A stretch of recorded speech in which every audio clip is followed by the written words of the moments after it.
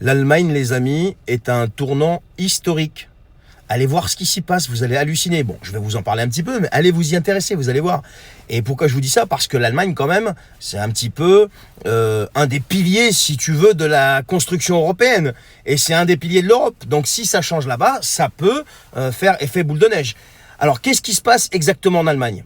Les élections législatives de février, là, il y a des législatives en février, et ça s'annonce explosif. Pourquoi? Parce qu'on a la AfD qui est en train de bousculer complètement l'échiquier politique et qui prévoit de récolter 22% des intentions de vote. C'est un score inédit, c'est historique. Avec un message clair, donc, une partie des Allemands, on a assez d'une Union européenne qui les étrangle. Voilà.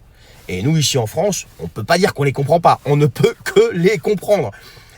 Les choix politiques récents, un petit peu partout, et spécifiquement en Allemagne, sont un fiasco monumental. Alors, chez nous aussi, mais là, je vais parler de l'Allemagne. Qu'est-ce qui se passe là-bas? Vous avez une explosion des prix de l'énergie.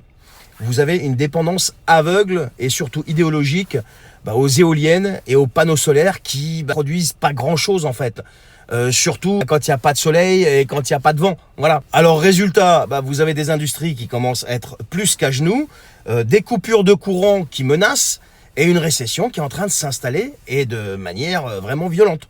Alors, l'Allemagne qui était avant la locomotive de l'Europe, elle est en train de dérailler. Et le problème, c'est que si l'Allemagne déraille, elle va en faire dérailler un paquet derrière elle.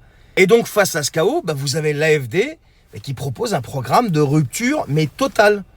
Ça commence par reprendre le contrôle des frontières, relancer le nucléaire que Scholz et ses potes avaient arrêté, rouvrir Nord Stream, rappelez-vous Nord Stream, stopper les dépenses colossales pour l'Ukraine, et ça, forcément, ça dérange, et Bruxelles est en panique.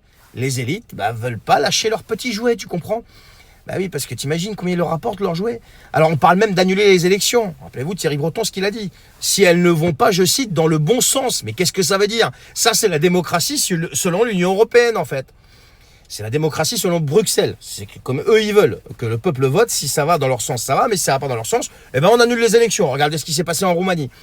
Mais ce ras-le-bol, là, il se limite pas qu'à l'Allemagne.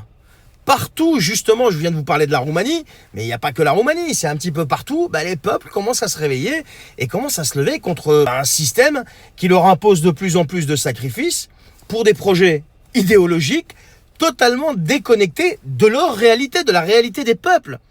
Alors l'enjeu pour les peuples, il est simple, reprendre notre souveraineté. C'est pas plus compliqué que ça. Et faire passer justement l'intérêt des citoyens avant celui des technocrates de Bruxelles et de je ne sais où, quoi. Alors là, l'Allemagne est en train de montrer la voie, elle est en train d'ouvrir la brèche. La question maintenant, c'est qui sera le prochain? Est-ce que la France va suivre l'Allemagne, va suivre la direction de l'Allemagne? Moi, je pense que oui, mais bon, pour l'instant, on n'a pas d'élection, on n'a rien de tout ça. Mais aux prochaines, à mon avis, s'il y a des élections, là, mais même là, moi, je prends le pari, s'il y a des élections, là, mais laisse tomber, ils vont se prendre une toise magistrale.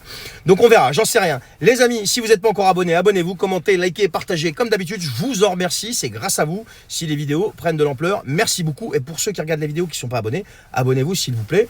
Vous n'avez rien à perdre. J'ai encore tout un tas de choses à vous dire. C'est totalement gratuit. C'est juste un petit clic au final. Voilà. Allez, je vous en remercie. Je vous souhaite une bonne journée. À bientôt.